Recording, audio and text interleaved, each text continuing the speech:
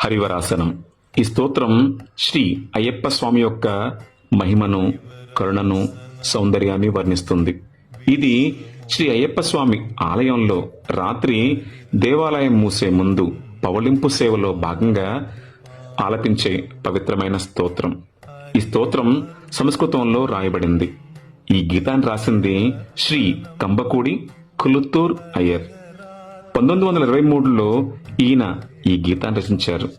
ఈయన కేరళలోని కొట్టాయ సమీపంలోని చిన్న గ్రామం కుంభకూడిలో బ్రాహ్మణ కుటుంబంలో జన్మించారు. ఈయన అయ్యప్ప స్వామి భక్తుడు. ఒకసారి ఆయన శబరిమల యాత్ర చేశారు. రాత్రి ఆలయం దగ్గర ధ్యానం చేస్తున్నప్పుడు అయ్యప్ప స్వామి ప్రకాశవంతమైన రూపంలో ఆయనకు ప్రత్యక్షమయ్యారు. స్వామిని చూసిన తన్మయత్వంలో అప్పటికప్పుడు స్వామి రూపాన్ని వర్ణిస్తూ సంస్కృతంలో ఆయన రాసిన స్తోత్రం ఇప్పుడు ప్రతి అయ్యప్ప భక్తుడి గుండెల్లో నిరంతరం మారుమోగే హరివరాసనం. హరివరాసనం అంటే పూర్తి అర్థం హరిహర్ల ఒడిలో విశ్రాంతి తీసుకుంటున్న స్వామి అని అర్థం. తొలుత ఈ స్తోత్రం కొద్ది మందికి మాత్రమే తెలిసేది. తరువాత మెల్లగా అయ్యప్ప స్వామి గుడిలో పూజారులు రాత్రి పవళింపు సేవలో భాగంగా స్వామివారి ముందు ఆలపించడం ప్రారంభించారు.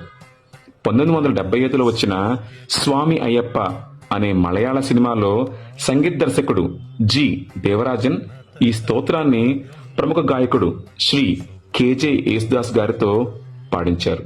అప్పటి నుంచి ఈ స్తోత్రం ఎంతో ప్రసిద్ధి పొందింది. తరువాత శబరిమల దేవస్థానం బోర్డు దీనిని ఆలయంలో రాత్రి పవళింపు సేవలో భాగంగా పాడే అధికార పాటగా ప్రకటించారు. ప్రతిరోజు రాత్రి చివరి పూజ అనంతరం స్వామివారి ముందు హరివరాసనం ఆలపిస్తారు. కులుత్తూర్ అయ్యర్ గారు తాను రాసిన స్తోత్రం ప్రపంచవ్యాప్తంగా ప్రసిద్ధి పొందుతుందని చూడకుండానే పరంపదించారు.